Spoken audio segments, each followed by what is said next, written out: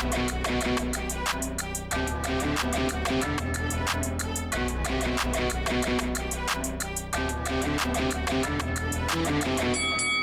guys, welcome to Boxing Squared for boxing news and views from around the internet, and another best of the week video, and it's pretty action packed.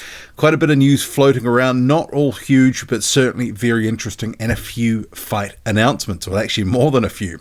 But first we'll start with the possible rematch between Daniel Dubois and Anthony Joshua, which is looking increasingly unlikely. So there has been in recent weeks a bit of a will they, won't they, but Eddie Hearn has been quoted, and that's Joshua's promoter, as saying, and because Frank Warren is looking to have Dubois back in action by February 2025. Initially he was talking December this year, but that's out the window, so February is a date that Warren is targeting. But Eddie Hearn says our concern at the moment is just timing. You've got a few little niggles, you get them looked at, and then you can't punch again for 4-5 weeks. If we're going to fight in February, we need to start camp in about 3 weeks' time. It's quite a fast turnaround. Ideally, we'd like to return around May time. It does feel as though it's coming quite quickly. And Frank Warren, he said, I don't see that Joshua rematch happening next. So we're looking at a couple of things at the moment, and we'll make a decision. I was hoping that we could get it done fairly quickly, but we won't be able to get it done fairly quickly. Sometime in the next week, we've got to be in a position where we can close on something. And we are talking to a few other guys.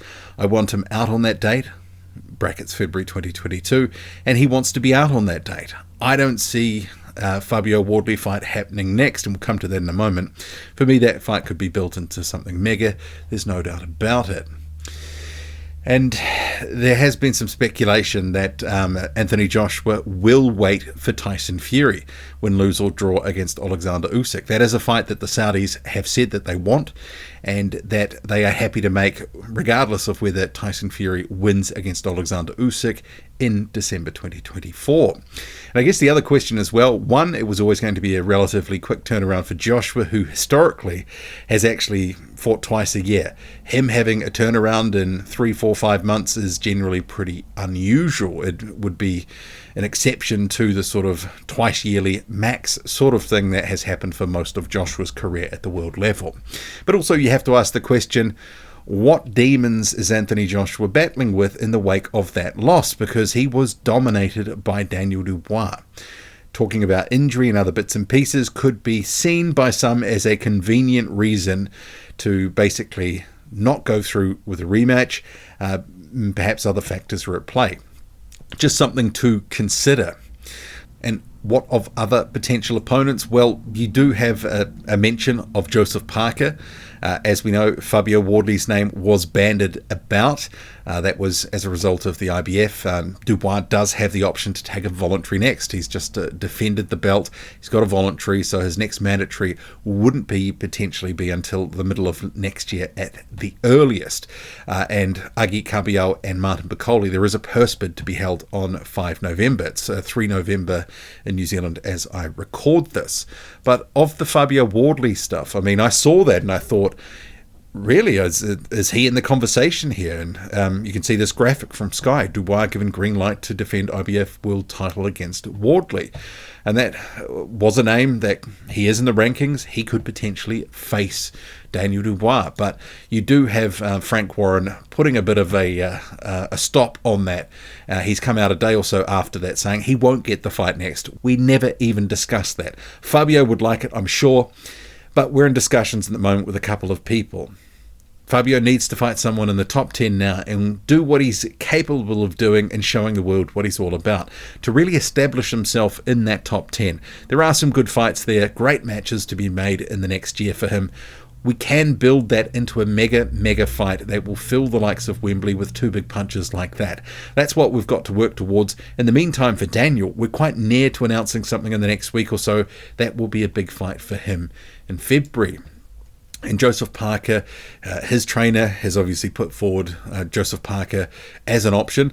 Parker, as we know, he got decisions against both Zhang Jilei and Deontay Wilder in the past year, but for the past 6 months or more now, has been sitting idle. So he is a name that's in the mix, and Parker has always been a name that Frank Warren and also Daniel Dubois have fancied as an opponent for Daniel Dubois.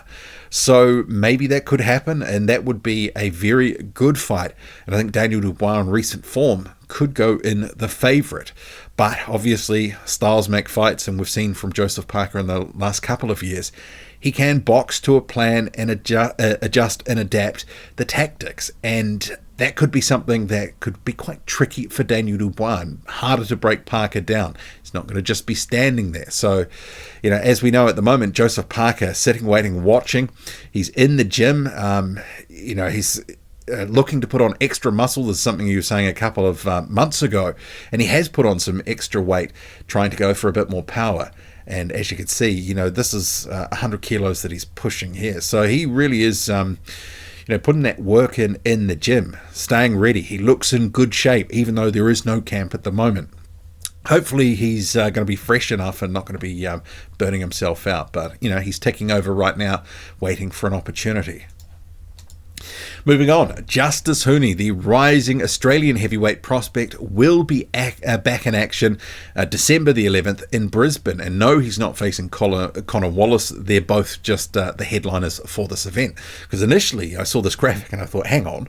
And I went and had a look and I'm like, why is Justis Huni facing a light heavyweight? But no, he's not. He is actually facing Leandro Daniel Robotti, who I guess long-time heavyweight fans will recognise as a journeyman. He's fought a number of different fighters. So he's got a 11-6 record, and it is what it is. This is a pure and simple tune-up. He needs to basically stay sharp, and this is going to allow him to do it. So, yeah, not a great opponent, but I think we just have to go, it is what it is. So a couple of heavyweight announcements for Frank Warren's stable. As we know, he's got about 13 pretty decent heavyweights in the stable now. 3 of them will be in action, 2 of them against each other, on December the 7th. And another magnificent 7 card Warren's putting on. So Lawrence Okolie, you can see here pictured in the centre of the graphic. He is stepping up to heavyweight. His first heavyweight opponent is going to be Hussin Muhamed. I guess some people won't be too familiar with him. So he's a German heavyweight, domestic level.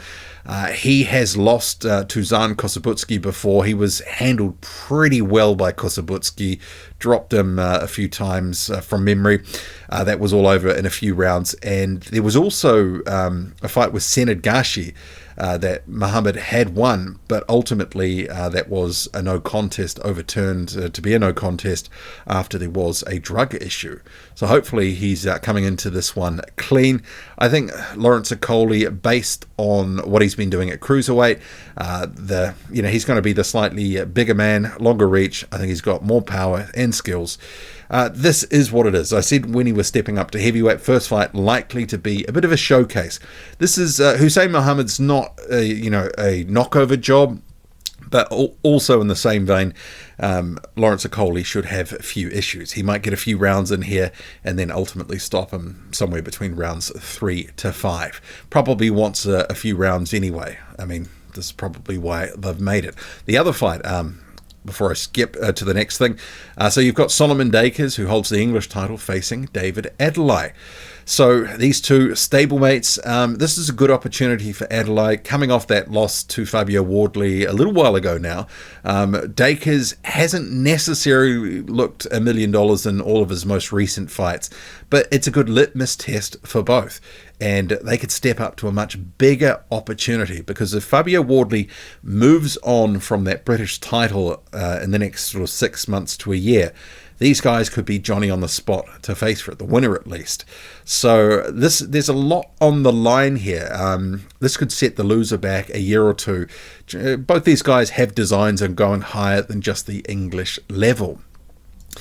Moving on to Moses Itauma. So Frank Warren had announced a number of fighters. You can see here 6 fighters had re-signed with him. Itauma, who's been with Warren since the start of his pro career, 18 months or so ago. He currently 19, looking to become the youngest heavyweight champion. Resigns with Warren. I guess this was always to be expected. 10 fights in or so at the moment to his career. Probably like the previous Daniel Dubois extension, a year or two after he signed with Warren, probably going to be for a length of time, 3, 4, 5 years, something like that. He's been managed well so far, but it says the world-leading heavyweight prospect Moses Itauma, represented by leading boxing manager Francis Warren, is another leading Queensberry name to put pen to paper on a new deal. The world champion as an amateur has captured the imagination of fight fans and the broader public since turning professional at the beginning of last year, and now sits 10-0 in the pro ranks. Itauma's next fight is on the Usyk Fury 2 undercard, taking on 22-1 Dempsey McKean. That's a real litmus test to see where he's at. McKean is a couple of rungs above the level of opponent that he's fighting. He's going to be punching back. He is the taller and longer guy, and it'll be interesting to see how Itauma can cope with that. Because if he's looking to step up and quickly after that, he's got to do a good job against McKean and really show us what he's made of, to tell us that he is ready for guys that are a step above, guys in the sort of top 20 range.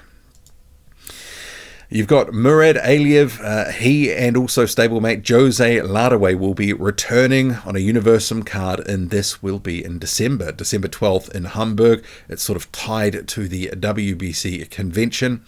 So you have Mourad Aliev, the French Olympian, who's a dozen fights so deep into his career. He's going to be facing David Brito, the Italian heavyweight. So, he's an unbeaten guy, 6-0, 3 knockouts. Recently has defeated Ali Kaiden.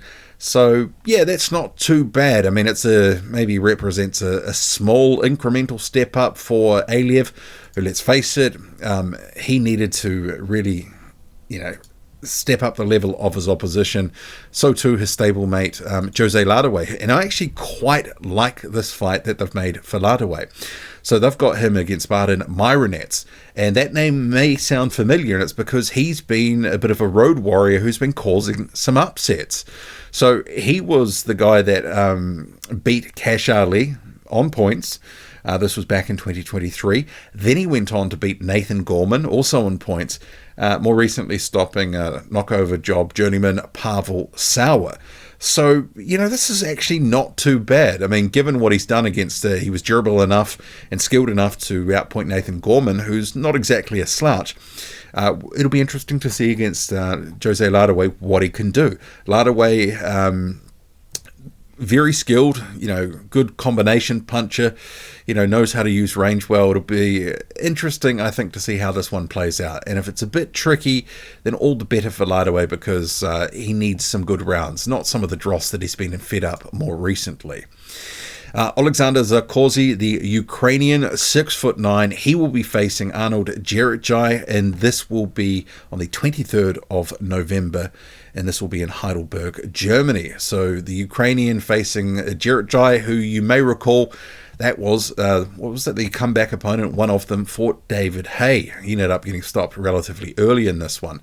And so this is for the EBU European Heavyweight title. So it'll be, I think, interesting fight. I wouldn't necessarily call it a step up, but it's sort of, it'll be good to see where Zakhozhyi is at this point. But at this point, because he's facing Zakhozhyi, 38-3, heavily padded record for the Swiss heavyweight. But Zakhozhyi's 19-0. Kind of like his countryman Vlad Serenko, he's in desperate need of a step-up fight. Zakhozhyi doesn't really represent that, but as you can see, the last couple of fights, it just kind of has not really been fantastic for Zakhozhyi in terms of the matchmaking. Not stepping up to that next level where he needs to be, but still 31 years old, a bit of time on his side, and 6'9", decent skills. You can't teach height. There's a lot to like about Zakhozhyi, but can he take that next step? I'm not so sure, but I'm interested to see him against Zakhozhyi. And another Frank Warren heavyweight, or affiliated heavyweight, Boma Brown, he will be returning on the 6th of December at the Exhibition Centre in Liverpool. What do you make of it all? Quite a bit happening, quite a few fight announcements to round out 2024 for fighters looking to stay busy, active, and progress their careers. Drop a comment, loud and often. Hit like, hit subscribe, follow me on Twitter. Boxing_squared. I'm out.